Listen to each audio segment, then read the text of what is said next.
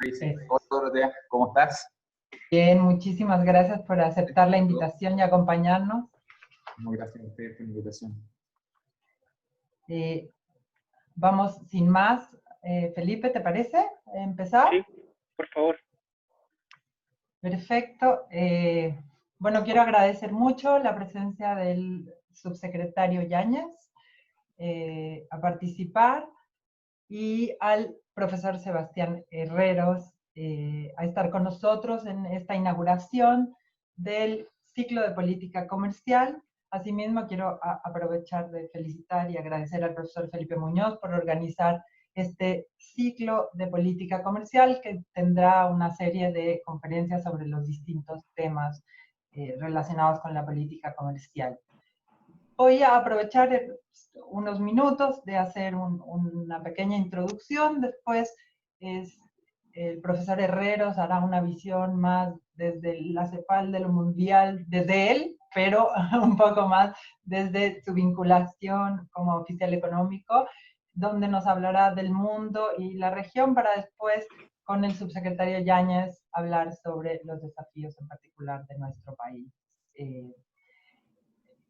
Yo, a raíz del último informe que hace la OMC al Grupo Político de Alto Nivel, bajo el auspicio del Consejo Económico y Social de las Naciones Unidas, la declaración de los ministros responsables de comercio, el último informe de la CEPAL de COVID y todo lo que hemos leído últimamente sobre comercio, podríamos llegar a tres grandes titulares. Uno, por un lado, la relevancia del comercio, no solamente en esta pandemia, sino sus posibilidades de ayudarnos a repensar el mundo en una lógica más redistributiva, pero por el otro lado un claro aumento en las medidas restrictivas del comercio, no algo nuevo, algo que venía ya desde el 2019 entre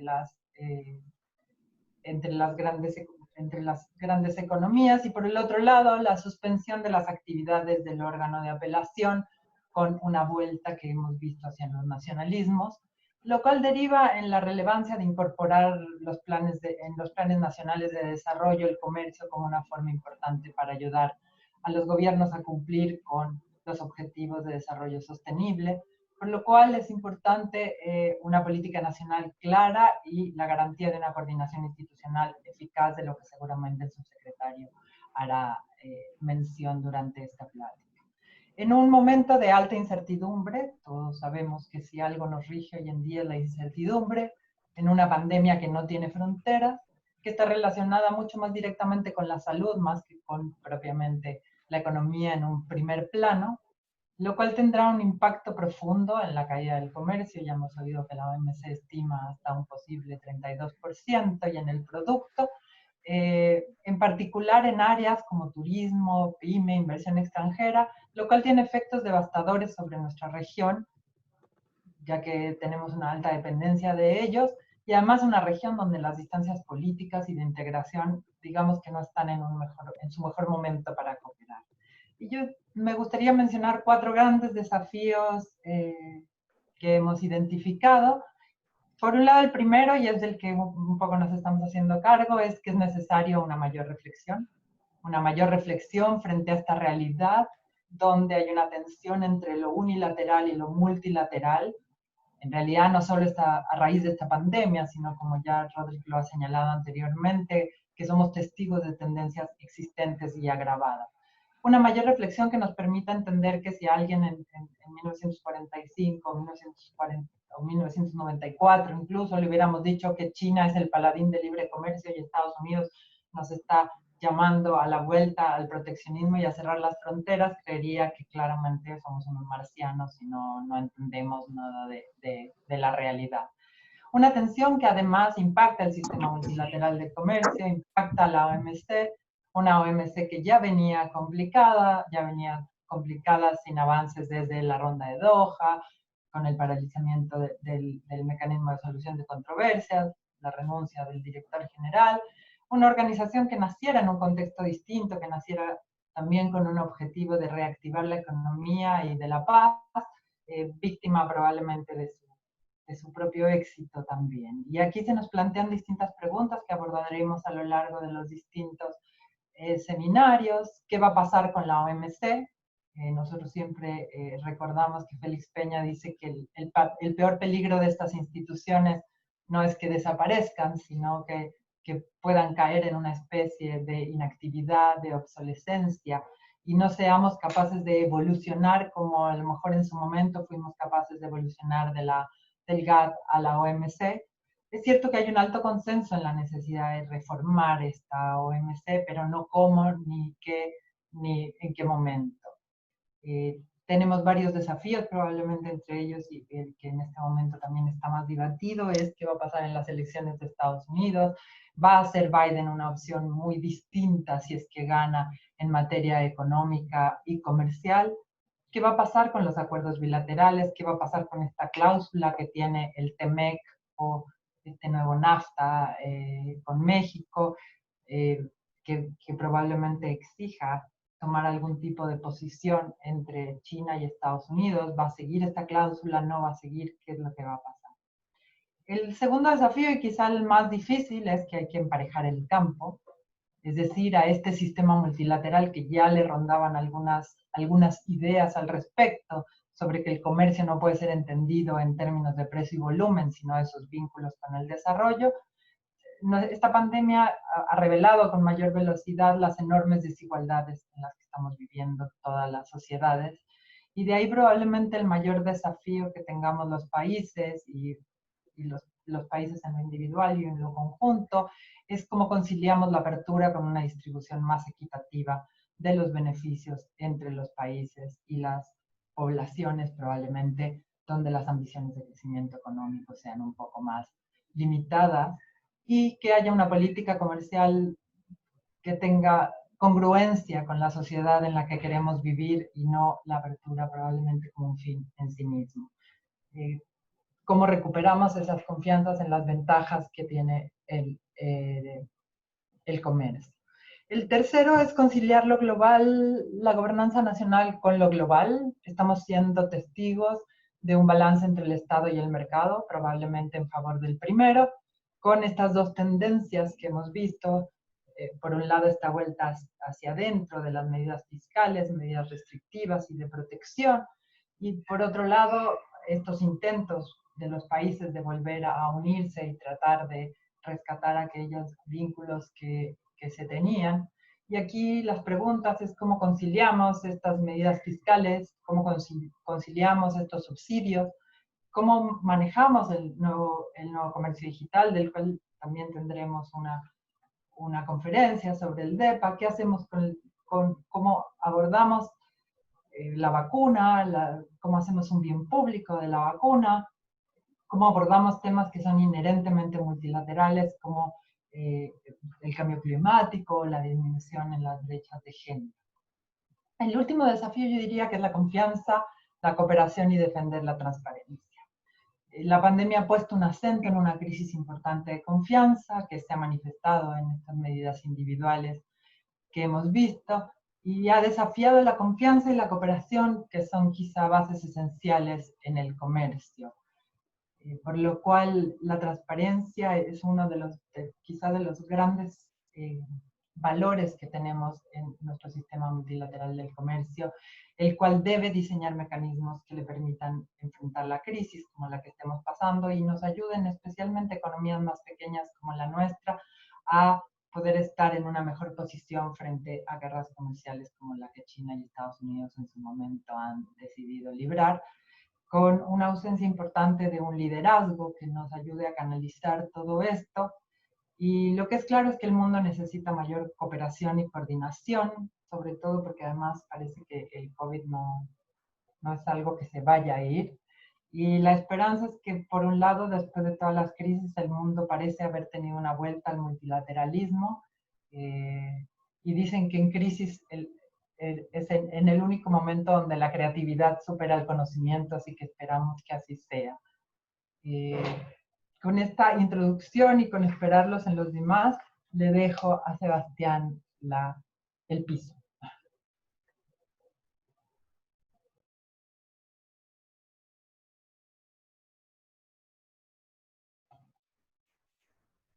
Tu micrófono.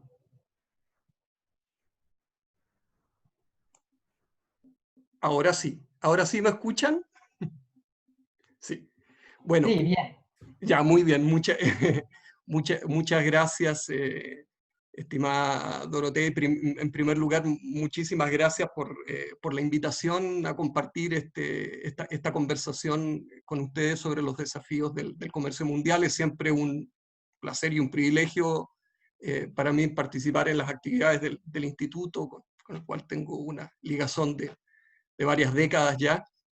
Y también compartir esta conversación con el subsecretario Rodrigo Yáñez. Yo creo que tú en tus palabras iniciales ya más o menos fijaste bien el contexto, digamos, el telón de fondo de los grandes temas de los que vamos a hablar hoy. Yo también me voy a permitir complementar tu análisis de la situación mundial para después bajar con algunas implicancias a lo regional.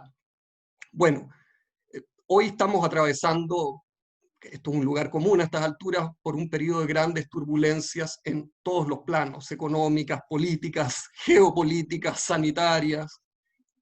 La manifestación más evidente de estas grandes turbulencias, pero por cierto no la única y probablemente no la más importante tampoco, es la crisis sanitaria y económica generada por el COVID-19, que a la fecha ha infectado a más de 16 millones y medio de personas en todo el mundo y ha matado a más de 650.000, y que va a producir la mayor recesión de la economía mundial desde la Segunda Guerra Mundial, menos 5,2% según el Banco Mundial. Las perspectivas para América Latina son aún peores.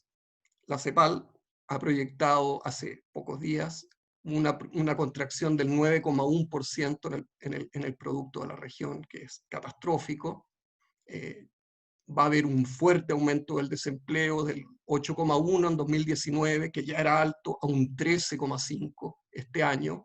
Va a haber un fuerte aumento de la pobreza de 186 a 231 millones de personas, es decir, este año 2020 el 37% de la población latinoamericana va a estar en situación de pobreza, está aumentando el hambre, está aumentando la desigualdad, en general va a haber un gran retroceso en todos los indicadores sociales. Ahora bien, la pandemia se superpone y en algunos casos magnifica otras importantes fuentes de turbulencia en el sistema internacional que ya nos estaban acompañando desde hace varios años. Aquí mencionaré solo 5. Primero, el acelerado cambio tecnológico producido por la cuarta revolución industrial asociada a la digitalización. Segundo, son las manifestaciones cada vez más visibles del cambio climático. El tercero es el aumento de la desigualdad, que tiene mucho que ver con la ruptura del pacto social en los países avanzados, no solo Estados Unidos, pero particularmente Estados Unidos, con importantes consecuencias para la política comercial.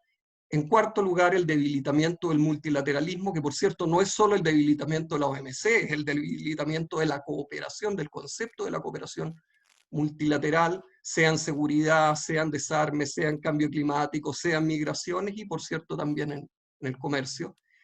Y en quinto lugar, las tensiones crecientes entre los Estados Unidos y China en los más diversos planos. Nuevamente se habla mucho de la guerra comercial, pero esto tiene un trasfondo que es geopolítico, que es tecnológico, que tiene muchas otras derivadas. Este panorama lleno de incertidumbre constituye el telón de fondo para cualquier discusión sobre los desafíos del comercio. Vamos al comercio entonces.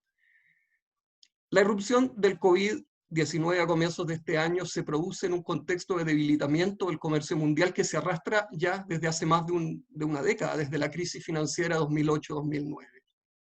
Entre 1990 y 2007, lo que pudiéramos denominar el periodo de oro de la globalización, el comercio mundial crecía muy rápido, lo hacía a una tasa media del 6,2% anual, medido en volumen. Por el contrario, desde el año 2012 hasta el 2019 lo hizo a menos de la mitad, apenas el 2,3% anual. La participación de los bienes y servicios en el PIB mundial alcanzó su pic histórico de 31% en el 2008, al comienzo de la crisis, y hace ya 12 años. Es decir, ya no estamos en el periodo de máximo auge de la globalización económica y no estamos en ese periodo hace varios años, ¿no? A veces esto se asocia con la llegada de Donald Trump al poder, pero en realidad es un fenómeno que viene la pérdida de dinamismo del comercio viene desde mucho antes, desde la gran crisis financiera. ¿Qué factores están detrás de esta desaceleración del comercio? Yo creo que hay varios, digamos, hay una conjunción de factores políticos, tecnológicos, en fin. Está, primero, no necesariamente en orden de importancia, lo que podemos llamar el quiebre del consenso pro globalización en los países avanzados, y muy particularmente en los Estados Unidos. Es decir, la llegada de Donald Trump no es la causa, es la consecuencia de una cierta desafección en una parte importante de la población estadounidense con los resultados de la estrategia de apertura que había sido un consenso bipartidista por varias décadas. Por cierto, esa desafección no es lo único que explica la llegada de Donald Trump a la presidencia, pero fue un factor importante, la pérdida de empleos manufactureros, en el Midwest en particular, que no se debe solo al comercio, también a la automatización, en fin, pero el comercio claramente tuvo algo que ver, y esto a su vez tuvo algo que ver en el cambio de las políticas comerciales de Estados Unidos desde el año 2017 en adelante. Y esto en menor medida ha ocurrido también en otros países avanzados. El quiebre de este consenso pro globalización o de este contrato social en el cual los ciudadanos efectivamente veían que la globalización jugaba a favor de todos ellos. Un segundo factor es la competencia económica y tecnológica entre Estados Unidos y China, es decir, entre la potencia hegemónica y el contendor, ¿verdad?, que a partir de 2018 ha derivado en fuertes tensiones comerciales, lo que en algunos casos se ha llamado la guerra comercial, pero que, insisto, es un fenómeno en el cual el comercio es nada más que una manifestación, es la punta del iceberg. En tercer lugar, las transformaciones ocurridas en la propia China han reducido su dependencia al comercio. Hoy en día, China importa menos como porcentaje de su PIB y exporta menos como porcentaje de su PIB, en la medida en que por un lado fabrica hoy cosas que antes tenía que importar, dado que ha aumentado sus capacidades tecnológicas, y por otro lado, una fracción menor de su producción se destina a los mercados internacionales porque China está promoviendo cada vez más el consumo interno como fuente de crecimiento sobre la base de la expansión de su clase media. En cuarto lugar, la cuarta revolución industrial y la digitalización también está afectando al comercio, por lo menos el comercio tradicional de bienes, en la medida en que ha ido permitiendo un grado creciente de sustitución entre los bienes físicos y sus contrapartes digitales. Por lo tanto, podríamos argumentar que ahora hay más comercio, pero hay más comercio que no queda capturado por las estadísticas, porque es comercio de bienes y servicios digitales. Por último, en quinto lugar, tenemos la erosión de la institucionalidad multilateral del comercio representada por la OMC, y ya volveremos sobre eso en un instante. Todos estos factores interactúan para explicar por qué el comercio desde la crisis financiera hasta nuestros días ha perdido tan fuertemente su dinamismo. Ahora, el COVID, mi impresión, y creo la de muchos especialistas, es que no va a generar un mundo nuevo en este plano al menos, sino que más bien va a catalizar varias de esas tendencias que ya lo precedían. Primero, ya había previo al COVID preocupación por la excesiva extensión de las cadenas globales de valor y por la excesiva importancia o rol estratégico que había adquiriendo China en esas cadenas globales de valor. Pues bien, ahora con el COVID efectivamente se produjeron las situaciones que todos conocemos, y esto ha dado lugar a una intensa presión política en Estados Unidos, pero también en Europa, en Japón, para reducir su dependencia de China en sectores estratégicos como los medicamentos y suministros médicos. Y así términos como reshoring y nearshoring se han popularizado para describir la tendencia esperada a un acortamiento de las cadenas globales de valor.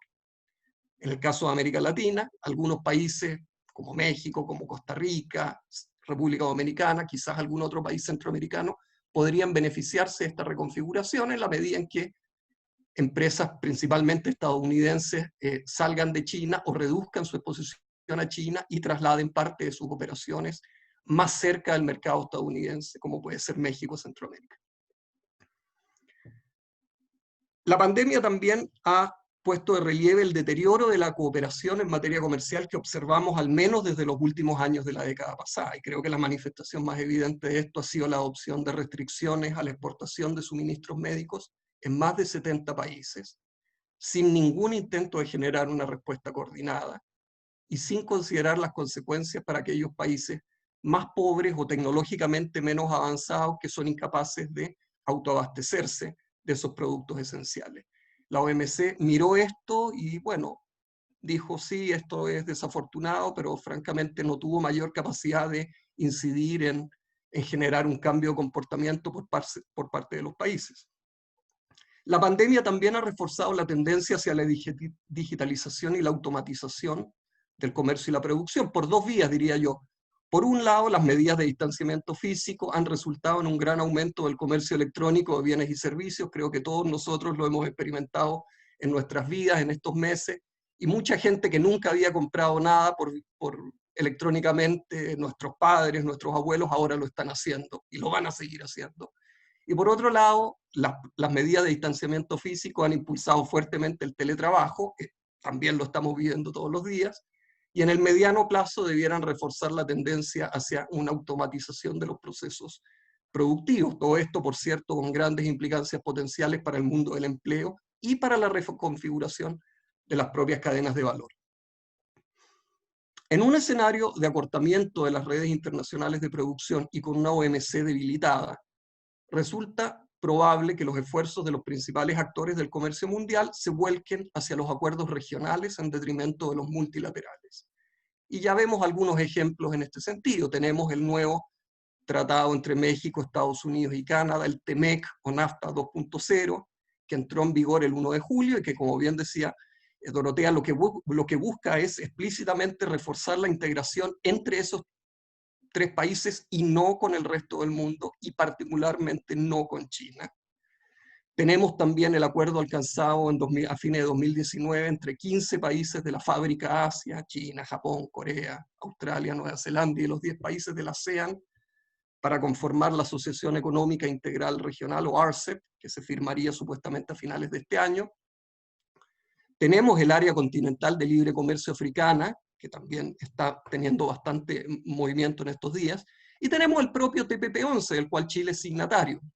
Todos estos acuerdos, por cierto, pueden ser building blocks, como se diría en la jerga, para la liberalización mundial del comercio, pero también generan riesgos de fragmentación, sobre todo con una OMC tan débil como la que tenemos ahora. Estos grandes acuerdos abren el riesgo de un comercio fragmentado en esferas de influencia de las grandes potencias y en bloques regionales cuya principal motivación sea defensiva. En suma, la pandemia probablemente reforzará dos tendencias que ya se venían perfilando. La primera es hacia un menor nivel de interdependencia productiva, comercial y tecnológica entre las principales economías mundiales, en particular entre Estados Unidos y Europa por una parte y China por la otra. Y la segunda tendencia es hacia un comercio mundial con un menor nivel de apertura, más permeado por consideraciones geopolíticas y de seguridad nacional, con una mayor ocurrencia de conflictos y una menor capacidad de resolverlos. El resultado neto no será una reversión de la globalización, no vamos a volver al mundo de 1980 o de 1990, pero sí una economía mundial más replegada, más regionalizada, organizada en torno a tres grandes polos productivos: América del Norte, Europa y Asia Oriental. Bueno, implicancias para América Latina. Primera cosa, ya en diciembre pasado, antes del COVID, la CEPAL advertía que el periodo 2014-2020 será el de menor crecimiento económico para América Latina y el Caribe en 7 décadas. Esto es incluso antes de la irrupción del COVID. La región no ha podido recuperar su dinamismo luego de la bonanza exógena de la que disfrutó durante el superciclo de las materias primas, y las proyecciones apuntan a que el PIB por habitante para este año va a caer casi 10%, retrocediendo hasta su nivel de 2010. Es decir, nos encaminamos rápidamente a una nueva década perdida, y que va a ser más perdida que la década perdida de los 80 con la crisis de la deuda.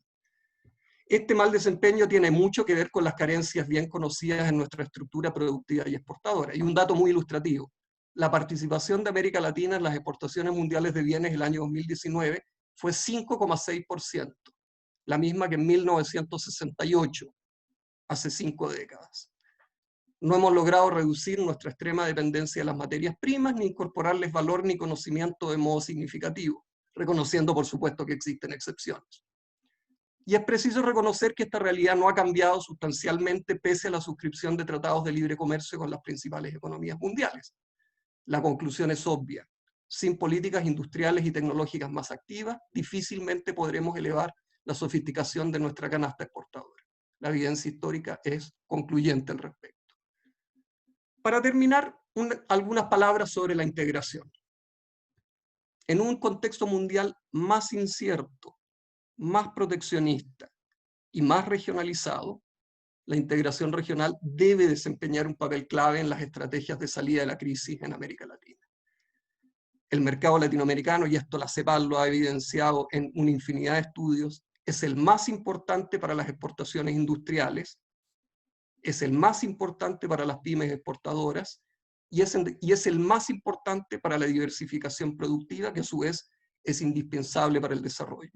Me permito solo mencionar el dato de que Chile exporta, por ejemplo, a Bolivia una gama de productos que es infinitamente más amplia que la gama de productos que exporta China, pese a que 1 de cada 3 dólares que Chile exporta al mundo van a China, y la participación de Bolivia, por el contrario, en nuestras exportaciones es infinitamente menor. Y sin embargo, pese a todas estas cualidades virtuosas que tiene el comercio intrarregional, apenas el 14% de las exportaciones latinoamericanas se dirigió al mercado regional en 2019, y esto ha venido a la baja en años recientes, y todo hace prever que va a volver a caer esa proporción en el 2020. Todo lo cual no es neutro, o sea, cada punto menos de comercio interregional es una pérdida de tejido productivo que después es muy difícil de recuperar. Por esta razón, avanzar hacia el establecimiento de un mercado integrado de 650 millones de habitantes, y de eso estoy hablando, es decir, de México hasta Tierra del Fuego, proporcionaría a todos nuestros países un importante seguro frente a shocks externos de oferta o de demanda.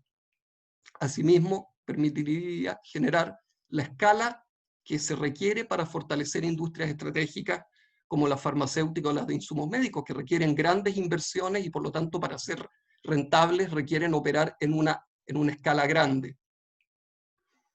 Todo esto reduciría nuestra vulnerabilidad ante interrupciones del suministro como las que hemos sufrido durante la pandemia. Una razón adicional para reforzar la integración regional en este contexto tan incierto es que en un mundo con un multilateralismo debilitado, no solo la OMC, el multilateralismo en general, y en un mundo con crecientes fricciones geopolíticas, no solo comerciales, sino derechamente geopolíticas, necesitamos una mayor concertación regional para generar una interlocución más simétrica con los principales actores mundiales.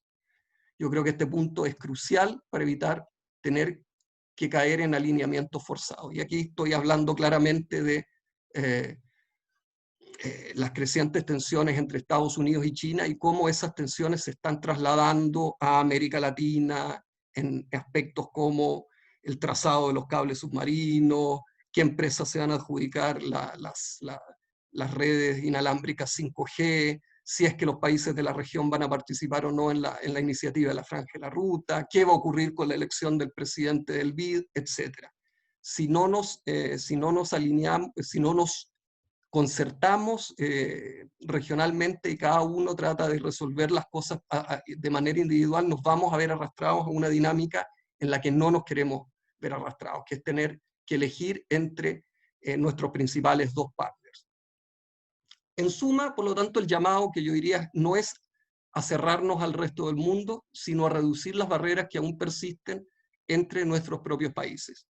Es cierto que la coyuntura actual económica, política, sanitaria, está lejos de ser la ideal para retomar con fuerza la agenda de la integración regional, pero es indispensable hacerlo. El resto del mundo está yendo en esa dirección y América Latina no puede quedarse atrás.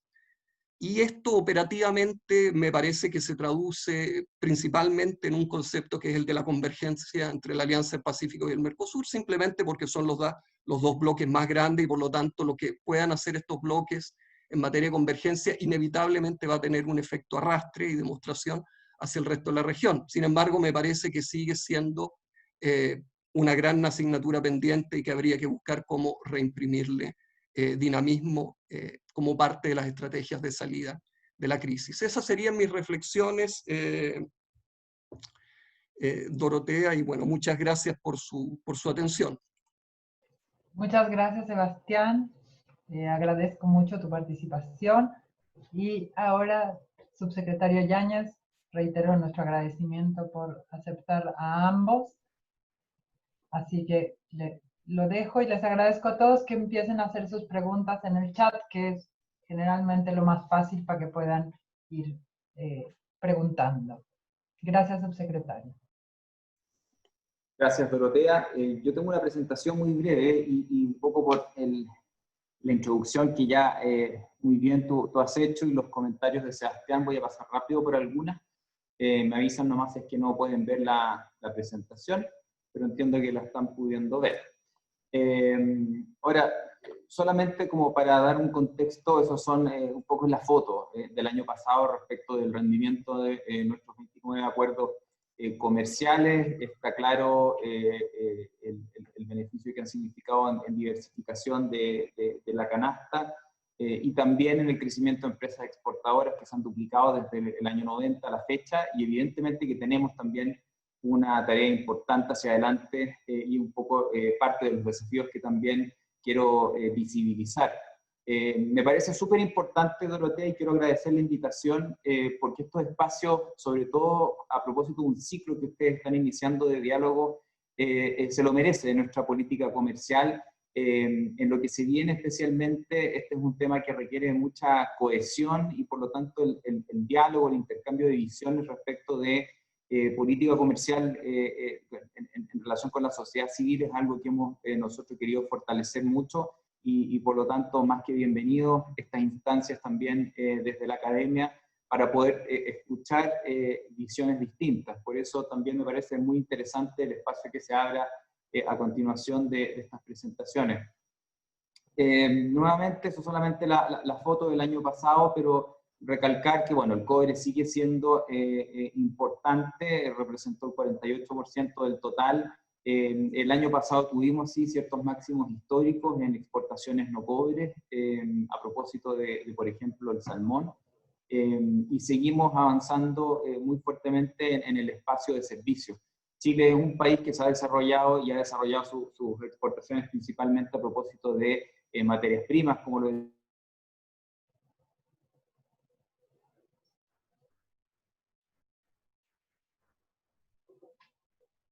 ¿Me escuchan?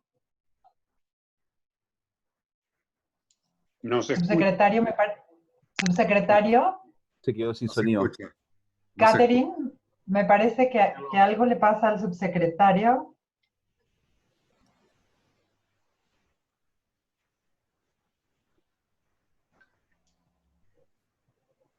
Que no escuchamos al subsecretario.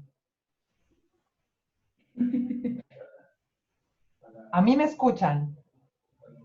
Salió. Sí, Sí, sí, te escuchamos. Sí, sí. sí lo escuchamos. Sí, bien.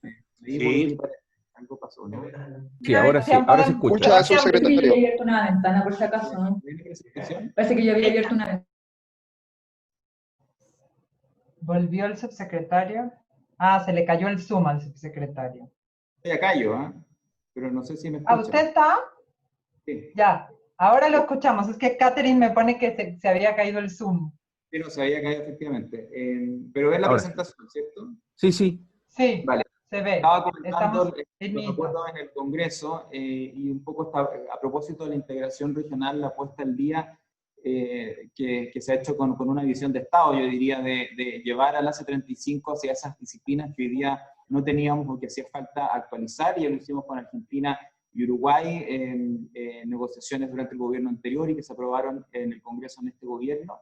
Y nosotros iniciamos el camino con Brasil, que está a puertas de ser aprobado en el Senado, que es una aspiración también de largo tiempo para la Cancillería, y también hemos acordado con Paraguay iniciar negociaciones en octubre también, y lo hicimos con Ecuador, con quienes también cerramos una negociación y estamos en espera de firmar el TLC, donde además se genera una ganancia en términos de acceso importante, a diferencia de lo que se ha hecho con el Mercosur, porque ya estaba resuelto, digamos, de antes. Negociaciones en curso, tenemos actualmente la modernización con Corea del Sur, la negociación de los estados asociados con la Alianza del Pacífico, la modernización del acuerdo de asociación con la Unión Europea, con los países del EFTA. Quiero destacar la nueva expansión del acuerdo de alcance parcial con la India, y el acuerdo en comercio de servicios con Hong Kong. Hay dos acuerdos en tramitación parlamentaria, el CPTPP y el acuerdo con Brasil, que ya les mencionaba, y las negociaciones concluidas este año. Destaco a Ecuador, que ya lo mencioné, y también el DEPA, que es este acuerdo de asociación en economía digital con Nueva Zelanda y con Singapur, que también nos tiene muy contentos como un puntal de esta también estrategia de ir sentando reglas para el ámbito del comercio de servicios y la economía digital. Muy brevemente voy a pasar, pero rápido por acá, pero es lo que ya lo mencionó muy bien Sebastián, como los organismos internacionales han venido perfilando el impacto que tiene en la economía y por lo tanto en el crecimiento del comercio global esta crisis. Eso es lo que ha ocurrido también durante los primeros 6 meses de este año en nuestro comercio exterior, una caída que se explica en un 70% por la baja en las importaciones y en menor medida un 7% de menores exportaciones en comparación con el mismo periodo del año anterior, con un sector extractivo a propósito de la minería muy estable, incluso con crecimientos bastante notables en la minería del hierro y del oro y el litio, y el cobre principalmente estable, con mayores precios que se han visto durante estas últimas semanas. Esos son los meses. Quiero destacar que en junio por primera vez tuvimos un crecimiento interanual de nuestro comercio exterior en las exportaciones, y por lo tanto esperamos que junio haya marcado el punto de inflexión respecto del impacto en el comercio o nuestras exportaciones, más bien en este caso de la pandemia, que esto se siga consolidando hacia el futuro de la mano de la reactivación económica en China y de otros socios comerciales. Vemos con preocupación los datos que salieron hoy de Estados Unidos respecto del crecimiento, el impacto que ha tenido en el PIB, el desempleo y estos rebrotes también en Europa, que también ponen un gran signo de interrogación respecto de estas recuperaciones, que al final claramente no se van a guiar, digamos, por esta sopa de letras, digamos, de qué tipo de letra va a ser en la recuperación, sino que va a ser de altos y bajos, al parecer permanentes y bastante disgregados, digamos, en términos geográficos. Esos son algunos impactos que también ya se han conversado para nuestro comercio exterior de la pandemia, pero quiero destacar políticamente lo que ha significado también de esta vuelta con fuerza del proteccionismo, y por eso la importancia de instancias como esta, a propósito de poder realmente posicionar a esta red de acuerdos de libre comercio y el comercio exterior como una palanca de desarrollo. El decrecimiento de las exportaciones ha sido bastante menor que otros sectores productivos en Chile, y por lo tanto el empleo que genera ese sector, la actividad económica regional que genera el sector exportador, es cada vez más importante visibilizarla y poder generar ese espacio de interacción con esos grupos de interés, al mismo tiempo que también tenemos diálogos respecto de otros temas más sensibles, pero que son muy importantes para efectos de pavimentar el futuro de nuestra política comercial. Ya lo hablábamos a propósito del servicio y la economía digital. No podemos tener un ecosistema de innovación importante sin una discusión en serio de cuál es el tipo de propiedad intelectual que tenemos que tener respecto de la protección en Chile, y generar los incentivos correctos, y poder también al mismo tiempo poder visibilizar el valor agregado que genera lo que queremos hacer como parte de una estrategia de diversificar el país con base en el conocimiento, con base en la innovación, con base en la economía de servicios. Esos son solamente algunas cifras del impacto que ha tenido en las empresas exportadoras esta pandemia, y bueno, paso un poco a hablar de lo que hemos venido haciendo en este tiempo a propósito de esta crisis. Hemos activado mucho nuestra red de oficinas comerciales en el exterior. Tuvimos un rol bastante intenso a propósito de facilitar los suministros médicos, los ventiladores y otros con nuestros socios comerciales, pavimentar, digamos, esas rutas para el comercio de bienes sensibles o esenciales.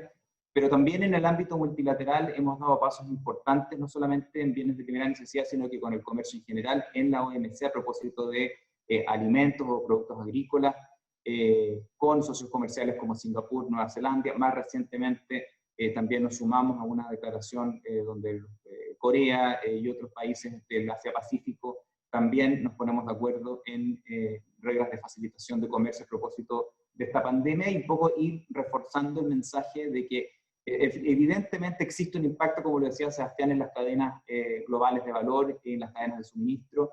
Estos conceptos como el reshoring están volviendo, digamos, a ser muy relevantes en la discusión, pero eso no significa que tenemos que cerrarnos y que tenemos que dejar de mirar hacia afuera, sobre todo para países como Chile, que son pequeños, distantes del mundo, y por lo tanto necesitamos tener las herramientas para poder ser competitivos. Así que hemos estado muy fuertemente trabajando en el ámbito multilateral y con socios comerciales también ese tema, muy activos en el grupo de Ottawa, que lidera Canadá y otros 12 países con la Unión Europea, donde justamente hace algunos días a nivel de ministros aprobamos también un plan de trabajo sobre el COVID-19 del grupo de Ottawa, y a nivel de viceministros también hace algunos días nos reunimos para poder ya empezar a implementar.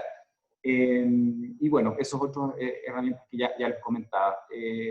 Hemos activado nuestra Secretaría del Comité Nacional de Facilitación de Comercio, hemos desplegado muy intensamente la subsecretaría a nivel regional, hemos participado prácticamente en 30 distintas mesas COMEX solamente en estos últimos meses, hoy día favorecidas por formatos virtuales como este, donde lo que queremos es justamente generar esa interacción de mayor calidad con el sector o los grupos de interés que tienen que ver con nuestro comercio exterior, y generamos también un canal que, bueno, ya un poco pasó a la ola de la urgencia respecto de ciertas barreras u obstáculos que se estaban generando a propósito del COVID, pero sí la importancia de usar y recurrir nuevamente en el fondo a reposicionar nuestro comercio exterior como una palanca importante de reactivación económica. Ahora, yo quisiera pasar ya un poco a comentar los desafíos, y en eso para nosotros es muy importante este concepto de resiliencia de nuestro comercio exterior y la diversificación. Y en primer lugar, ahí vemos un poco los dos extremos, nuestro primer y segundo socio comercial, el porcentaje que representan de nuestro comercio exterior al 2019, y por otro lado, esos bloques, digamos, o áreas geográficas donde el país hoy día no está, o está muy por debajo de su potencial, y en eso incluyo a la Alianza del Pacífico, porque efectivamente no hemos podido hacer despegar al comercio intrarregional a propósito de la alianza, y también, como lo decía Sebastián, a propósito de la mejor vinculación con el Mercosur por distintas razones, barreras, obstáculos no arancelarios, pero también una discusión en serio respecto de las normas de origen y esa integración productiva que se tiene que dar y que no tenemos las herramientas y no existe tal vez voluntad política en varios países para poder destrabarla. Pero queremos poner datos sobre la mesa, hemos estado trabajando con CEPAL justamente el romper el puzzle respecto de esta interacción productiva y generar un trabajo con base en bases de datos de nuestros encadenamientos productivos al interior de la alianza, para tener un plan de acción importante respecto de esto. Y aquí hay una oportunidad también a propósito del rol que también hemos pensado en dar a la LADI.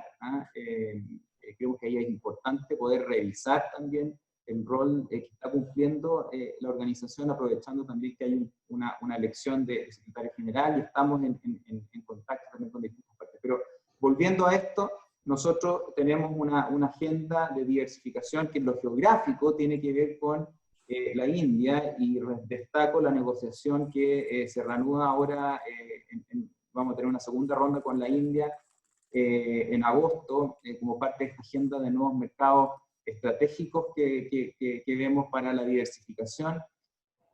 Con ASEAN, una de nuestros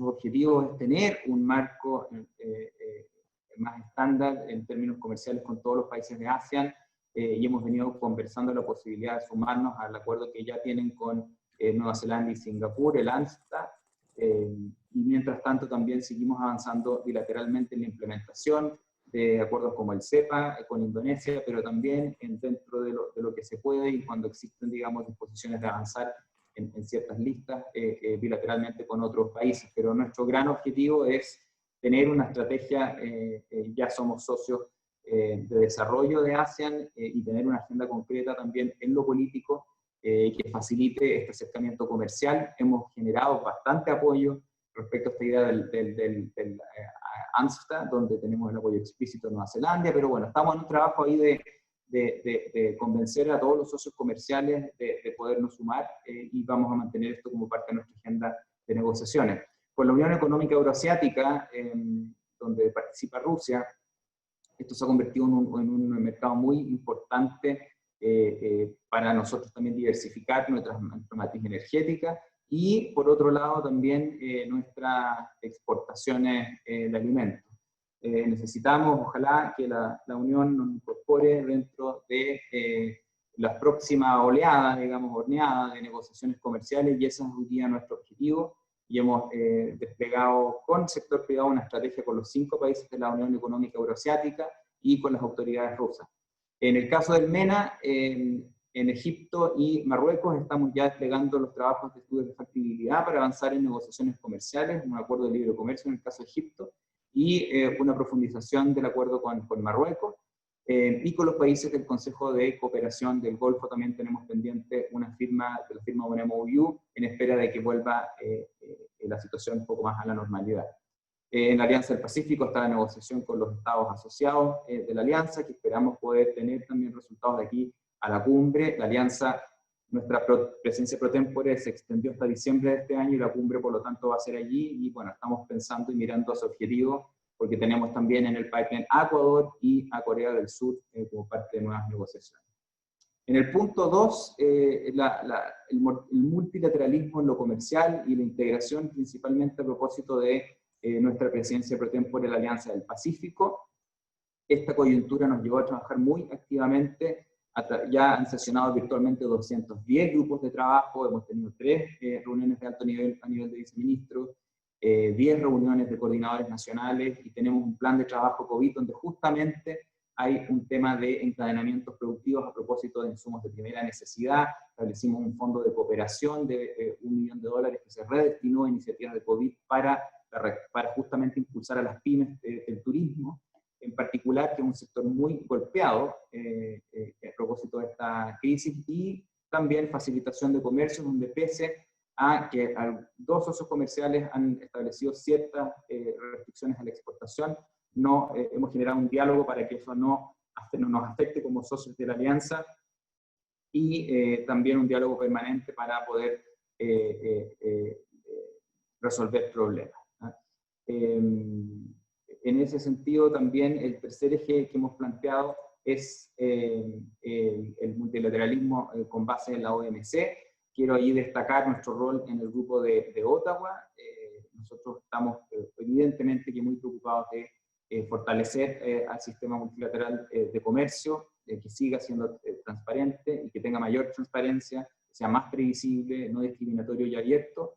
Y eso tiene un componente muy práctico a propósito también de la reactivación económica y las medidas no arancelarias que se pueden estar estableciendo justamente en el contexto de esta pandemia.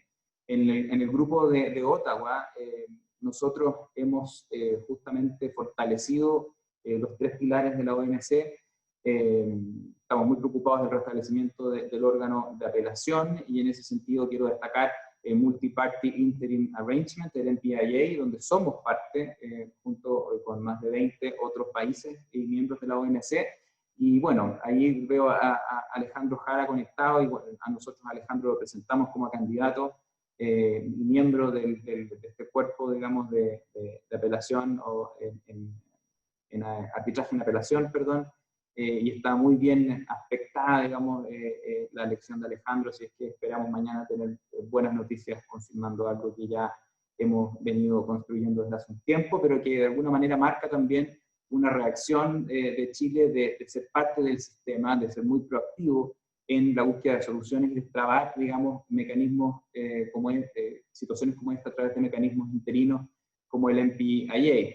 Se viene una elección de director general importante en un contexto políticamente también súper desafiante, con elecciones en Estados Unidos en noviembre, y ya hemos empezado a tener también bilaterales con los candidatos. El lunes tengo una conversación con la candidata coreana, hemos ya conversado con el candidato mexicano a nivel de la Alianza del Pacífico y a nivel de ministro, y así con otros candidatos, el candidato egipcio y todos los demás, pero queremos estar muy involucrados en este nuevo proceso y, bueno, preparar una muy buena conferencia ministerial, y en eso el liderazgo de Chile, por ejemplo, a propósito de la negociación de facilitación de inversiones para el desarrollo, es muy importante, es uno de los temas donde probablemente podamos tener entregables, así como estos otros temas de reactivación económica, me refiero a la negociación en materia de comercio electrónico de la OMC y los otros temas del pilar de negociación. Lo tercero es que no existe comercio si no es para todos, y en eso hemos ido desarrollando una agenda bien rica a propósito del ITAC, que es este grupo de trabajo en materia de comercio inclusivo que se estableció con Nueva Zelanda y Canadá. Esto partió a propósito de la firma del TPP aquí en Santiago, pero hemos seguido avanzando en dotar, digamos, una agenda concreta a esa iniciativa. La más reciente es la firma en los próximos días de un acuerdo en materia de género y comercio, que también ha marcado nuestra hoja de ruta como una de las prioridades de nuestro año APEC, además ya de, lamentablemente, no haberse podido hacer la cumbre en Santiago, como todos ustedes bien saben. Sí tuvimos un año muy fructífero en términos de resultados, y en eso la hoja de ruta de La Serena sobre mujeres y crecimiento inclusivo, estamos seguros que va a marcar un hito también de la inclusión de la mujer en el comercio, y por lo tanto estamos muy orgullosos de ese trabajo, y hemos querido también proyectar a la Alianza del Pacífico, y ese va a ser también uno de nuestros entregables de la presidencia pro tempore de Chile en la Alianza. En el ámbito de las pequeñas y medianas empresas, yo quiero destacar justamente la internacionalización de las pymes.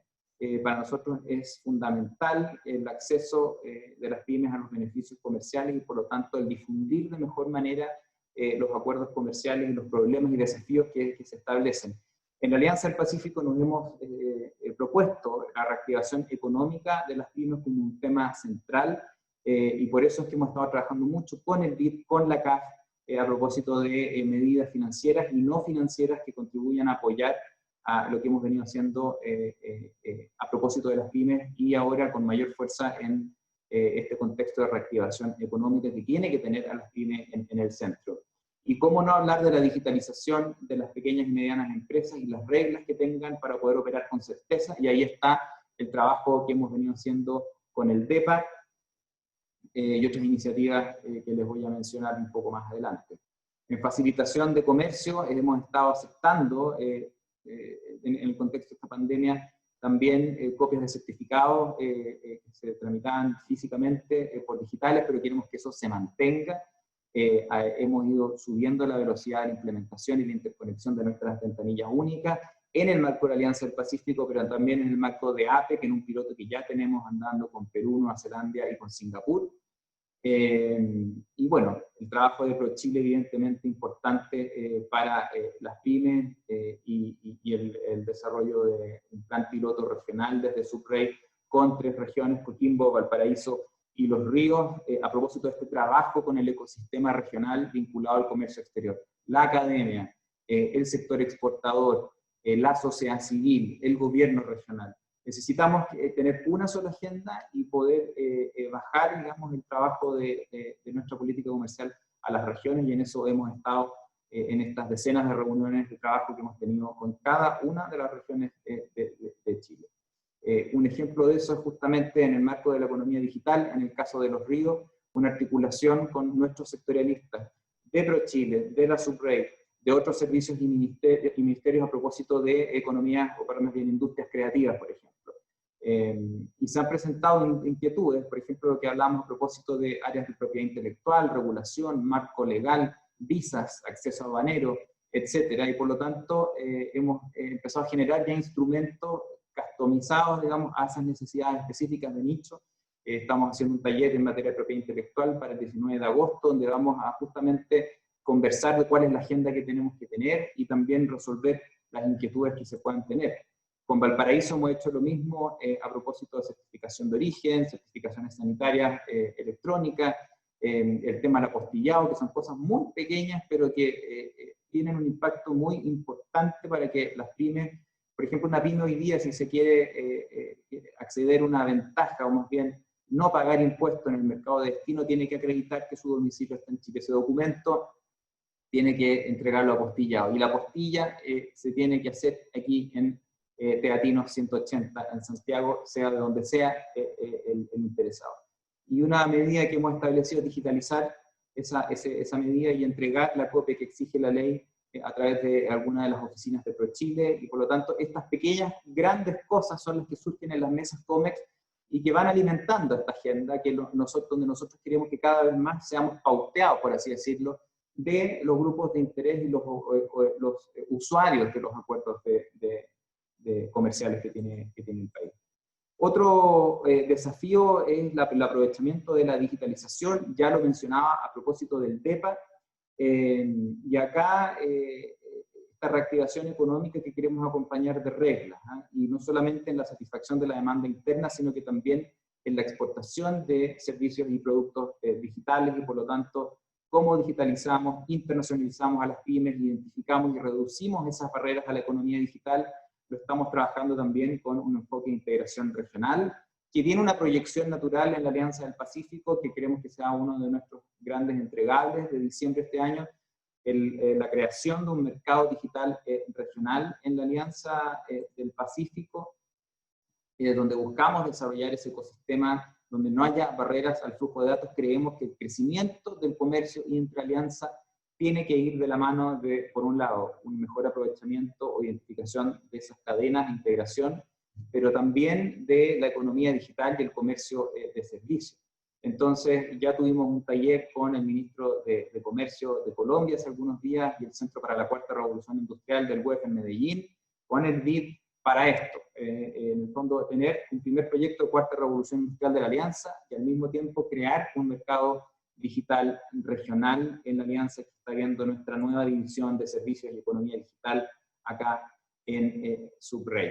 Y finalmente, que también lo mencionó y lo tocó Sebastián, el desarrollo de encadenamientos productivos, que es algo que se ha venido haciendo ya desde un buen tiempo en la anterior Direcón y la subsecretaría, pero que hoy día tiene una relevancia especial, porque uno, por un lado, hay que hacer la pega en la región respecto de sentarse a hacer este trabajo, que en el caso de la Alianza del Pacífico lo estamos haciendo con CEPAL, pero también en esta integración o convergencia con el Mercosur, y donde hay una serie de otros temas como los que hablábamos que tenemos que abordar si queremos hablar en serio de esto, como la revisión de nuestras reglas de origen que tienen hoy día nuestros acuerdos.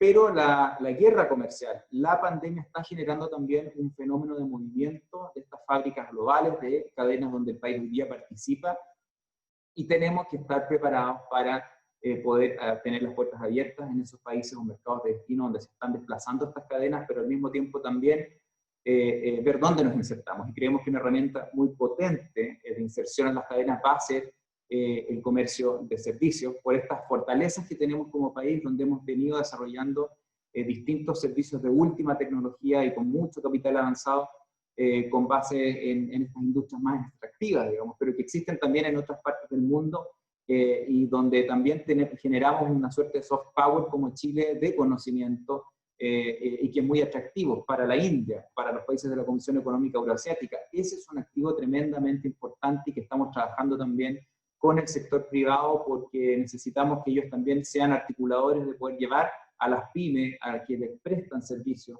y que son a veces un bien muy preciado, digamos, exportable, un capital, digamos, exportable muy preciado, de salir al mundo, y en eso tenemos que seguir haciendo ese trabajo, y nuestra división está haciéndolo con Costa Rica, con Argentina, con Paraguay, con países del Asia, donde, por ejemplo, para poder implementar exitosamente el acuerdo con Indonesia, tenemos que entrar en esa lógica de una manera mucho más fuerte, digamos, y ambiciosa.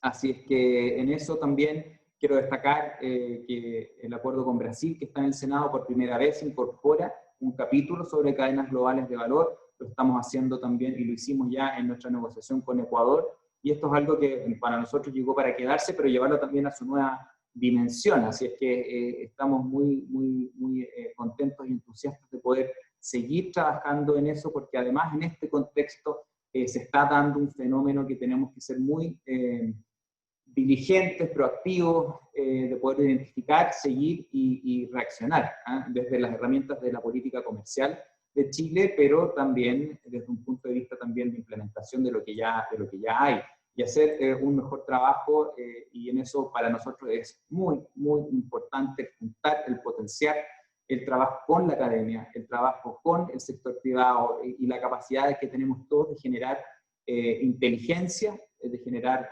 data y de tener una misma agenda y estrategia país para poder enfrentar lo que se viene.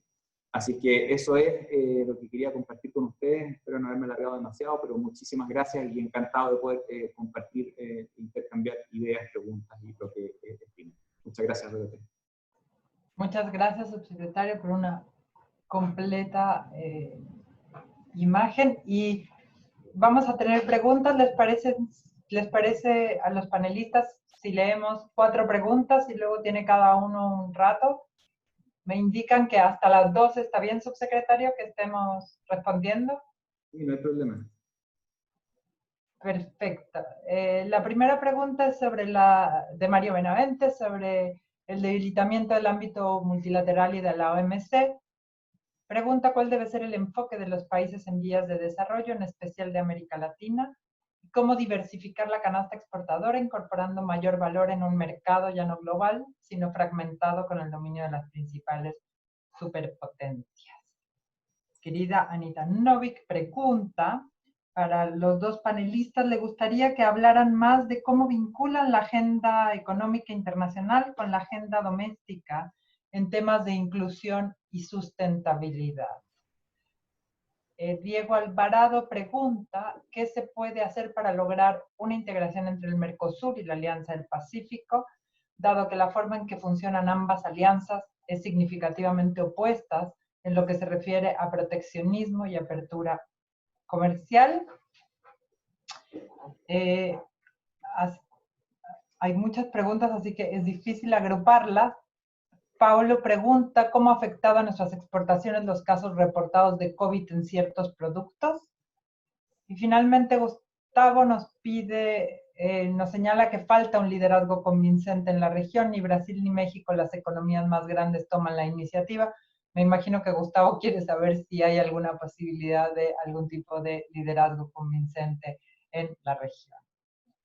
Si les parece, Sebastián, subsecretario, ¿quién de los 2 quiere empezar a responder? Sebastián, te doy la palabra. Sebastián, te mandaron al ruedo. Claro, está bien, no hay problema. A ver, respecto de la pregunta de Mario Benavente, es la pregunta del $1.000.000 y es una pregunta que ha eludido a los países latinoamericanos por décadas. Yo sinceramente, quizás voy a sonar como un disco rayado en esto, pero creo que las posibilidades más realistas de efectivamente ir avanzando en materia de encadenamientos productivos y de ir elevando de a poco el grado de sofisticación de nuestra canasta exportadora, vienen dadas por el mercado regional. Es cosa de ver, o sea, uno mira la cantidad de productos que Chile exporta a Bolivia, Ecuador, Paraguay, Argentina, Colombia, versus ninguno de los cuales pesa demasiado en el comercio, en las exportaciones chilenas medidas por valor. Pero uno mira la cantidad de productos que Chile exporta a esos mercados regionales versus la cantidad de productos que exporta a China, a Japón, a Estados Unidos, a Europa, y lo que se constata inmediatamente es que a los mercados de la región se exporta una gama, una variedad de productos mucho más amplia. Y esto tiene que ver porque, claro, los niveles de desarrollo son más similares, las estructuras productivas son más similares, lo cual abre pasos para encadenamientos productivos, comercio intraindustrial, etc. Digamos, versus, qué sé yo, los grandes mercados del Asia, en los cuales es un comercio interindustrial, es de complementariedad, es decir, nosotros les vendemos las materias primas y ellos nos venden las materias primas convertidas en productos manufacturados, digamos, ¿no? Y eso no va a cambiar significativamente en un espacio breve de tiempo. Por ende, Mario, a mí me parece, insisto, políticamente es extremadamente difícil. No soy ingenuo y no es que no me dé cuenta, pero si efectivamente uno quiere mover la aguja en un espacio de años relativamente breve en términos de dar un salto en la complejidad y de la canasta exportadora, yo creo que el lugar donde hay que partir es el propio mercado regional. Eso en cuanto a la pregunta de Mario. En cuanto a la pregunta de Anita sobre sostenibilidad e inclusión. Bueno, bueno, ahí hay una pregunta que es súper pertinente que daría para otro webinar, que es si los acuerdos comerciales son necesariamente el instrumento más idóneo para avanzar una serie de otros objetivos, sean de promoción de la democracia, de cuidado del medio ambiente, de reducción de las diferencias, de la discriminación en materia de género, los derechos humanos, etc. Es un debate abierto en la academia, digamos. Yo tengo una posición agnóstica en la materia. Tiendo a pensar que los acuerdos comerciales pueden hacer una contribución, pero que no son el instrumento central para promover esos fines. O sea, para promover el cuidado del medio ambiente hay que alcanzar acuerdos, como puede ser el Acuerdo de París en materia de cambio climático y una serie de otros acuerdos multilaterales ambientales que tratan sobre materias propiamente ambientales, como el tratamiento de los residuos, la contaminación del aire, de las aguas, etc. Lo que sí es importante, más, es que haya coherencia, que haya consistencia entre los compromisos que los países toman en los acuerdos internacionales sobre medio ambiente y los compromisos que toman en los acuerdos comerciales. ¿Qué quiero decir? Si el día de mañana se decide que se crea en nombre de la lucha contra el cambio climático, se va a crear un instrumento, alguna suerte de mecanismo de ajuste de carbono en frontera, que es algo que se está discutiendo intensamente en estos días, y más allá de los méritos o deméritos de esa solución, pero es algo que se está conversando y que uno puede llegar a entender la racionalidad.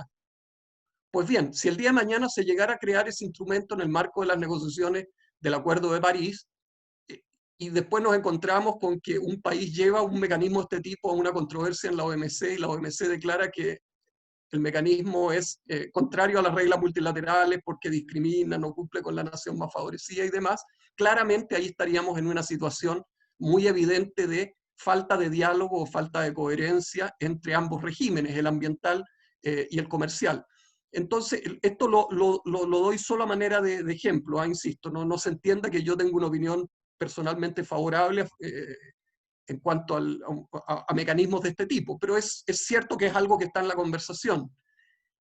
Lo que quería más bien ilustrar es la necesidad de coherencia. Por ende, yo, Anita, yo no apostaría, o sea, está bien incluir capítulos de género, está bien incluir capítulos de medio ambiente, en algunas áreas hacen más diferencia que en otras. Me parece que los acuerdos no son comerciales, no son el mecanismo principal para avanzar objetivos en esas vías, pero lo que sí es importante es que no limiten el campo de acción de los países para perseguir objetivos en materia de protección del medio ambiente, de reducción de la desigualdad de género y demás. Sobre los últimos dos preguntas, yo coincido, la dificultad que reviste esta suerte de quimera, digamos, de la convergencia entre la Alianza del Pacífico y el Mercosur. Es verdad, pareciera que políticamente las estrellas nunca se alinean y ciertamente no están alineadas en este instante. Pero bueno, hay que persistir y quizás partir por cosas pequeñitas que no sean muy sexy, pero que vayan haciendo que vayan abonando camino. Por ejemplo, leía, se está avanzando las aduanas, ni siquiera las cancillerías, las aduanas de la Alianza del Pacífico y el Mercosur en avanzar hacia un acuerdo de reconocimiento mutuo de los esquemas de operador económico autorizado de ambos grupos. Eso sería un tremendo aporte, insisto, no es nada muy sexy, pero es algo que le hace una diferencia a los operadores de comercio exterior. Es decir, que si yo soy una empresa que es reconocida como operador económico autorizado acá en Chile, pues bien, esa certificación de la cual yo disfruto acá en Chile sea reconocida como equivalente en Argentina, en Colombia o en Brasil, y por ende me facilite los trámites aduaneros cuando yo estoy exportando a esos mercados o importando desde. Entonces, ese tipo de cosas que, insisto, no son pequeños avances, digamos, que no son iniciativas de bajo nivel político, por así decirlo, hacen una diferencia en la práctica y van abonando el camino. Otra vía es lo que creo que Chile está haciendo de manera muy inteligente, que es, bueno, efectivamente, como el terreno no es fértil hoy para grandes acuerdos bloque a bloque, ir actualizando el contenido de los acuerdos con los países del Mercosur. Lo que se ha hecho con Argentina, lo que se ha hecho con Uruguay, lo que se ha hecho con Brasil, lo que se espera hacer con Paraguay, incorporando los temas más modernos de servicios, de inversiones, compras públicas, comercio electrónico, facilitación del comercio, porque eso también va generando condiciones más propicias para que en algún instante, cuando las estrellas políticas se alineen, quizás ir a una iniciativa de convergencia más bloque a bloque. Pero yo coincido, o sea, es verdad que el Mercosur todavía está embarcado en una discusión muy existencial sobre su propio futuro, digamos, y hasta que resuelva esa discusión y ese debate sobre si quiere seguir siendo una unión aduanera, si quiere pasar a ser más bien un área de libre comercio, en fin, hasta que resuelva ciertos nudos conceptuales internos, la posibilidad de avanzar en iniciativas bloque a bloque va a ser relativamente limitada, lamentablemente. Me quedaría por ahí. Yo solamente agregar a lo que dice Sebastián, yo creo que un poco reforzar esta idea de que el comercio tenemos que también en la región hacerlo crecer con base en el comercio y servicios. O sea, hay un tema que para nuestras pymes, así como hay mayor valor agregado también en el comercio de bienes, nuestras pymes hoy día van primero a la región cuando se internacionalizan y ahí tenemos una oportunidad importante, poco explorada y donde nosotros hemos querido ser muy promotores de esta idea de tener en el fondo nuevas reglas. En la Alianza del Pacífico hay un convencimiento también de que es verdad, reconocimos y venimos repitiendo en el fondo este mantra hace rato del bajo comercio intraalianza y decidimos ponernos a trabajar con CEPAL justamente para poder un poco entender bien por qué nos está dando el comercio de servicios, nuestra estructura productiva, cómo integrarlas mejor, etcétera. Pero eso igual va a tener un tope y nunca vamos a llegar a tener el comercio intraeuropeo, eso es una realidad. Pero el comercio de servicios, lo digital, es algo con lo que tenemos que apostar a mil, y por eso es que y hemos recibido mucho interés, por ejemplo, de incorporarse de países de la región Andepa, que es algo que estamos promoviendo desde Chile, y por lo tanto la idea es justamente seguir en esta línea de asociarnos entre países pequeños, que en el fondo quieren crecer con base en la economía de servicios. Por eso el mercado digital regional para nosotros es una suerte de proyección también de lo que venimos haciendo con el TEPE, que las cosas empiecen a aparecer para ir generando un mercados comunes, en el fondo que están en una frecuencia distinta al comercio de bienes. Y respecto de los temas de sustentabilidad e inclusión social, nuestra experiencia es que, bueno, los acuerdos, justamente los capítulos ambientales han incidido en la institucionalidad ambiental chilena de manera importante.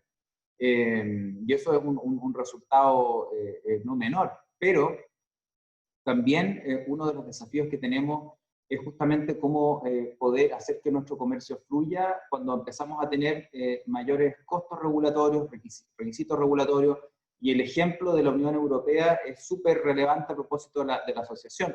Muchas veces medimos este acuerdo o su éxito con base a este 10%, que en el fondo se ve como algo exiguo, digamos, porque ya tenemos un nivel de acceso importante, pero la verdad es que nuestro comercio con la Unión Europea hacia el futuro va a pasar porque tengamos reglas y herramientas para poder entendernos con un socio comercial sofisticado, maduro y que crecientemente está empezando a tener, justamente ahora hay una discusión en Alemania respecto de esta ley sobre supply chains, digamos, hacia atrás, cuál es el nivel de sustentabilidad de la cadena de suministro, y eso es algo que se nos viene, es algo que se nos viene en lo ambiental también, en nuestras relaciones con las comunidades, etcétera.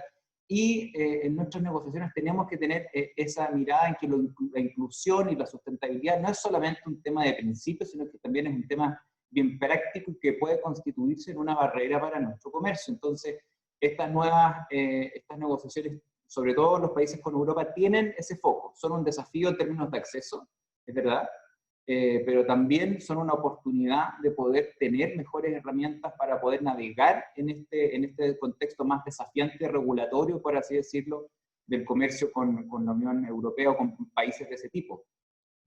Así es que, y bueno, evidentemente que esto, políticamente hablando, nosotros tenemos que ser capaces de poder transmitir la relevancia del impacto del comercio y, bueno, sumar a nuevos grupos con herramientas o instrumentos como los que he mencionado a propósito de la mujer en el comercio, a propósito de las pequeñas y medianas empresas.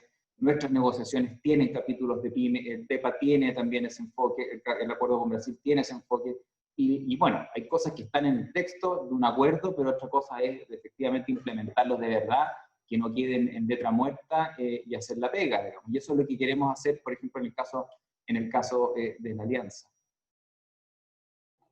Muchas gracias a ambos.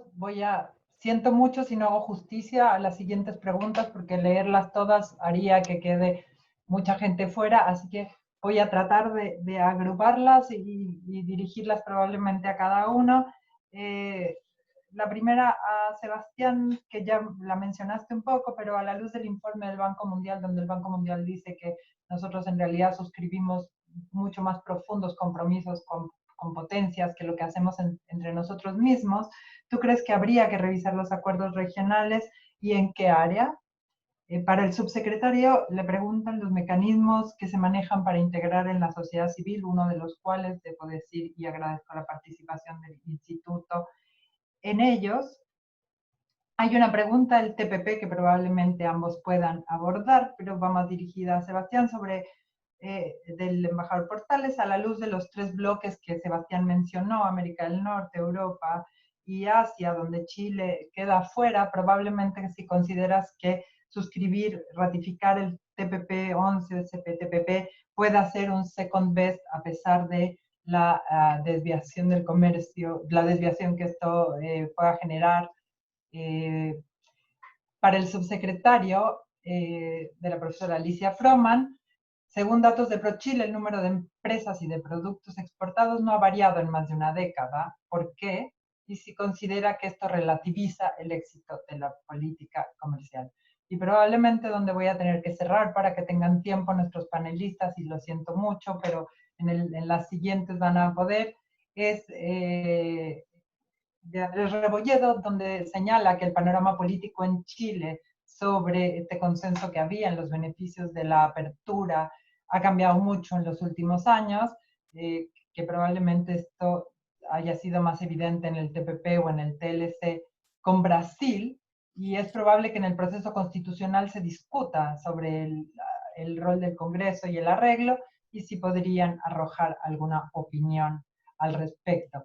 Siento mucho a aquellos que quedaron fuera, les pido una disculpa, vamos a tratar de copiarlas y tenerlas, pero se nos vino el tiempo encima, así que Sebastián, para que el subsecretario no tenga que volver a decidir que eres tú, primero vas primero. Ok, ok, gracias Dori, voy a tratar de ser muy rápido. Efectivamente está bien documentado que todos nuestros países partieron incorporando disciplinas mucho más avanzadas en sus acuerdos comerciales con países de fuera de la región y particularmente con países desarrollados de fuera de la región, Estados Unidos, la Unión Europea, Canadá, Japón en algunos casos.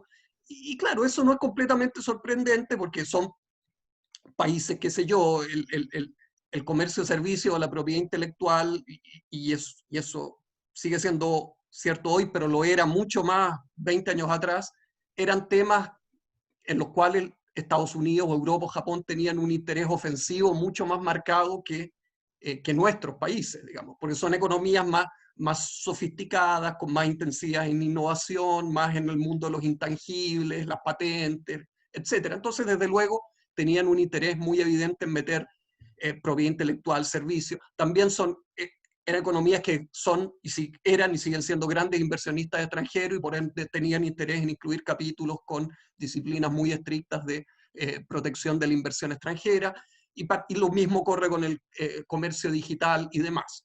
Ahora bien, yo creo que eso se ha ido revirtiendo, esa simetría se ha ido revirtiendo en los últimos años, y Chile creo que ha tenido un rol bien destacado en eso, y me cuelgo de lo que dije recién, cuando uno mira los acuerdos con la nueva generación de acuerdos con los países del Mercosur, uno ve que se va completando la matriz de temas, digamos, van entrando los servicios que ya entraron ya hace algún tiempo, ha ido entrando la inversión, ha ido entrando las compras públicas, que es un tema, en mi opinión, central para promover la integración regional, es decir, que las pymes chilenas puedan participar en igualdad de condiciones en las licitaciones, no solo en los países de la Alianza del Pacífico, sino también en las licitaciones en los países del Mercosur o en Centroamérica. Se han estado haciendo ya también esfuerzos por ir incorporando los temas de comercio digital. Probablemente las disciplinas no son necesariamente las mismas que los acuerdos con los países avanzados, pero eso no debiera ser sorprendente, porque claro, es distinto lo que uno necesita en un acuerdo entre dos países en desarrollo que lo que necesita en un acuerdo con una economía súper avanzada que está en la frontera tecnológica, digamos. Pero mi punto es, yo creo que se está haciendo, y el propio Mercosur, ojo, uno tiende a mirar siempre a decir, las cosas no avanzan nada en la región. Bueno, el Mercosur en los últimos 2 años o algo así, ha sido capaz de acordar un protocolo sobre inversiones, que es algo que no había sido capaz de hacer por décadas, acordar un protocolo sobre compras públicas, tiene avanzado conversaciones sobre un protocolo de comercio digital, es decir, también está haciendo ese trabajo en que estaba rezagado con respecto a la Alianza del Pacífico. Y eso abre espacio para una convergencia posterior cuando las condiciones políticas estén sean más propicias. Eso respecto a la primera pregunta sobre el TPP-11. Creo que prefiero dejárselo a Rodrigo porque esto involucra muy directamente a Chile. Yo creo que sí, que es una posibilidad atractiva, digamos, más allá de que Chile, claro, ya tiene vínculos, acuerdos bilaterales con todos los miembros, pero es distinto un acuerdo con 10 que 10 acuerdos con uno por las posibilidades que da de acumulación de origen y en definitiva de estar sentado en la mesa de las grandes decisiones del comercio internacional. Así que es algo que habrá que evaluar, pero habrá que evaluar también efectivamente si tiene apoyo suficiente en el Congreso, y eso Andrés Rebolledo tiene un punto. O sea, efectivamente el consenso casi monolítico de los 90 y 2000 ya no existe en los temas de comercio. Hay que hacerse cargo de eso y vivir con eso, digamos. Y por lo tanto hay que hacer una labor de convencimiento mucho más asidua que lo que era antes, y está bien, digamos, eso no creo que sea algo negativo. Entonces, habrá que ver. Eso. Gracias, Dori. Secretario. Bueno, voy a partir por lo que comentó Andrés y también Carlos Portales del CPTPP. Y efectivamente aquí hubo un cambio muy importante a propósito de la discusión de ese acuerdo y esta cosa como de falta de consenso que se dio a propósito de la política comercial y la apertura. Pero para hacer también un mea culpa, la verdad es que ese consenso nunca fue un consenso en el fondo, yo diría, muy testeado, digamos, en el Congreso. Hoy día, y yo también comparto con Sebastián, bienvenido que así sea, el nivel de información, y eso es algo que hemos estado trabajando también con estudios acá en la Subrey, con el que informamos al Congreso, ahora el acuerdo con Brasil, pueden ver el informe que mandamos también de ventajas y desafíos que tiene el acuerdo, y empezar a ir dando pasos en ese sentido, de ir hablando con mayor claridad también desde el punto de vista de los acuerdos que probablemente antes pasaban sin mayor discusión. Eso ha cambiado y bienvenido que así sea. Nosotros en el fondo hablamos con mucha convicción de los beneficios que tiene el acuerdo, pero eso pasa también, y por eso el despliegue del trabajo regional, por tener también una nueva aproximación al trabajo con los grupos de interés en relación con el comercio exterior. Un tema que yo le he pedido mucho a los gremios, por ejemplo, es cuando nosotros hablamos, yo no me siento cómodo yendo al Congreso diciendo, miren, este acuerdo me va a abrir este mercado y hoy día exportamos estos miles de millones de dólares y vamos a poder crecer tal vez a eso. Hoy día nosotros, ¿y por qué estamos haciendo lo que estamos haciendo? Que al final es la pregunta, porque eso genera actividad económica, genera empleo de calidad o no. O sea, son preguntas que nos tenemos que hacer, y por lo tanto al sector salmonero, por ejemplo, cuando yo les pido perfiles, ¿cuál es el impacto económico que ustedes generan en empleos, el sueldo promedio que tienen por trabajador? Uno se empieza a encontrar con sorpresas que a veces son buenas sorpresas, digamos. Y esas son las cosas que tenemos que ser capaces de ir y explicar también con un enfoque regional, porque los parlamentarios tienen también a sus constituencies, digamos, y tienen que tener esa información. Por lo tanto, hemos aprendido mucho, y bienvenido que así sea, de poder también enfrentar las discusiones, no solamente en el Parlamento, sino que con otros actores, con una nueva batería de información, por así decirlo. Tenemos que estar mucho más expuestos.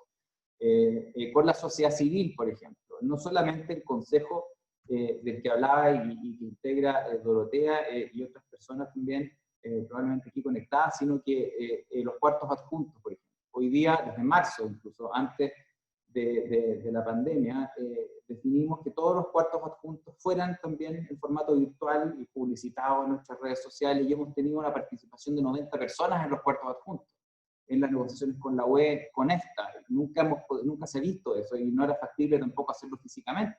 Entonces, estas herramientas, en el fondo, y también la revisión de lo que hemos estado haciendo, de poder mejorar la calidad de la interacción, va a redundar en hablar también con mayor propiedad, porque hoy se vio una polarización y una tensión injusta respecto del CPTPP, probablemente por esto, digamos. Y eso es una lección para todos, pero también al mismo tiempo no es una renuncia a hablar con más convicción y con más ganas del impacto que tiene para el país esta política de apertura comercial de décadas, digamos, y el trabajo de la Direcon y de la Subsecretaría.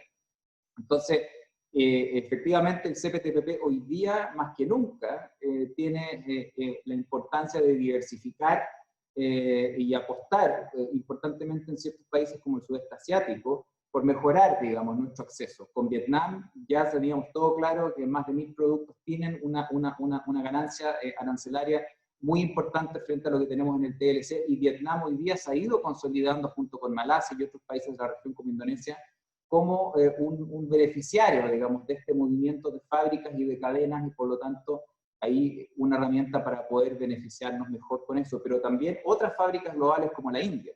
Tenemos, ya lo mencionaba, una negociación ahora ya bien sustantiva respecto de mejorar nuestro acceso a ese mercado, donde los aranceles son mucho más altos de lo que ellos pagan para entrar acá. Y tenemos que ir desplegándonos de esa manera, pero yo creo súper interesante, con mucha transparencia, poder seguir hablando de política comercial crecientemente, porque creo que no se merece el país, digamos, tener esta cosa tan entre blanco y negro respecto a nuestra política comercial y esa demonización que se hizo del TPP-11, y hay que estar disponibles para recibir preguntas, cuestionamientos, y a la medida que vayamos multiplicando esos canales, creo que vamos a ir pudiendo generar una interacción con la ciudadanía de mejor calidad, y eso es algo en lo que estamos en el fondo todos invitados, todos llamados a participar, y nosotros por lo menos es uno de los temas que hemos adoptado, digamos, con harta fuerza, digamos, después de lo que pasó con el TPP-11. Sobre lo que decía Alicia Fromm, respecto justamente uno de esos esfuerzos, y los quiero invitar en nuestra página web, es a ver el libro, que aquí lo tengo, que me lo trajeran, que es el impacto de los tratados de libre comercio, que aprovecho de vender mi pomada.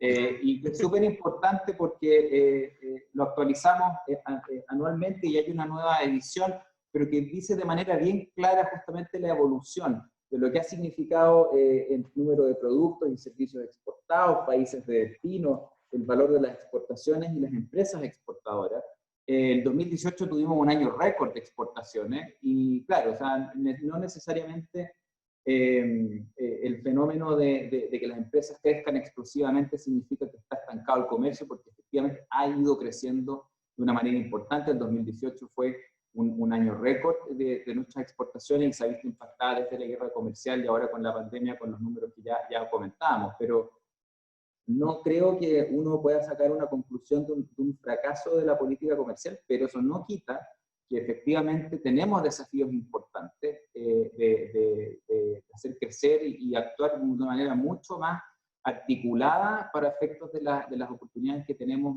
en el extranjero, digamos, fuera de Chile, a propósito de servicios, de la economía digital, de las cadenas de valor, y en eso tenemos que también seguir pensando fuera de la caja, así es que yo estoy convencido de que esto es una oportunidad, y la verdad es que también es una oportunidad para hacer cosas con, justamente en el ámbito de lo multilateral, en el ámbito de los países con pensamiento similar, como Nueva Zelanda, Singapur, Australia y otros, de poder generar estas agendas y por lo tanto hablar de la legitimidad de la política comercial como una herramienta de desarrollo y no solamente de crecimiento económico, pero hay toda una bajada, digamos, de mejores cosas que podemos hacer y de irles incorporando a nuestro mandato negociador. Así es que también aprovecho justamente de invitar a la gente que está acá y que participa a ser también activos contribuyentes y críticos, digamos, constructivos de la política comercial, de que participen en nuestros cuartos adjuntos, que son todos virtuales ahora, y abiertos a quien quiera participar, y nosotros queremos que se genere esa exposición de nuestro trabajo. Somos técnicos, pero también técnicos que en el fondo conscientes del impacto que tiene que tener nuestro trabajo y también esa conciencia de los grupos de interés y qué relación generamos con ellos, de información, de retroalimentación, y creo que eso va a ser un cambio importante y estamos en el fondo construyendo eso como parte también del rol de esta nueva subsecretaría, porque eso es lo que hace esta subsecretaría, reconocer el rol de la política comercial para Chile, y eso significa una mejor articulación, un mejor despliegue de cosas que a veces en el fondo se daban por sentadas y que eran automáticas y que no eran tan automáticas, y bienvenido a que así sea también. Yo en el Congreso probablemente, lo hemos conversado con Andrés, me ha tocado pisar el Congreso probablemente más que varios anteriores directores generales de la Direcon, posiblemente por el TPP-11, pero creo que eso ha sido también un ejercicio muy útil de poder también interactuar de mejor manera con el Congreso y con los grupos que también se relacionan con nuestros representantes y nuestros parlamentarios. Así es que eso como comentario, reflexión. Muchísimas gracias a los dos. Muchísimas gracias por participar en esta inauguración del ciclo de conferencias, por responder preguntas, por su tiempo. Felipe, ibas a anunciar las siguientes que ya tenemos programadas.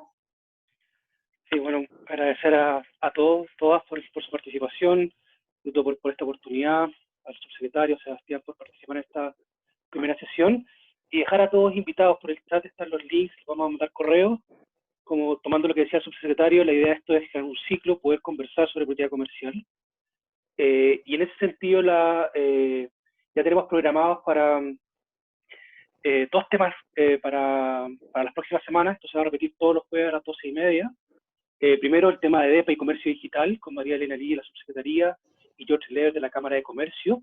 Y el jueves siguiente, acuerdos comerciales y empoderamiento femenino, con Rita Barri del ITAME México, Marina Simonetti de la subsecretaría también, y Javiera Cáceres del Instituto. Así que dejar a todos y a todas muy cordialmente invitados a estas actividades, a las actividades también que tiene el Instituto. Somos un centro que justamente buscamos que haya este diálogo entre la academia, el sector privado, el sector público, en torno a los temas de política comercial, como nuestros cursos, diplomas, y como en algún momento puse en el chat, también nuestra revista dedicada a todo esto, el Latin American Journal of Trade Policy, que también los invitamos a conocer y a aportar. Así que muchas gracias a todos por su participación. Gracias a todos y a todas, y estará disponible tanto la grabación como el PowerPoint del subsecretario en nuestra página web. para quien lo necesite. Muchas gracias, Sebastián, muchas gracias, subsecretaria Yáñez. Muchas que estén gracias, muy bien. Doris, Y Rodrigo. adiós a todos los amigos, y mañana todos prenderemos velitas por Alejandro, por nuestro profesor Jara. Eso. Todos vamos a encender velitas. Gracias. Que Chao, estén muy gracias. bien. Hasta luego. Gracias. Muchas gracias.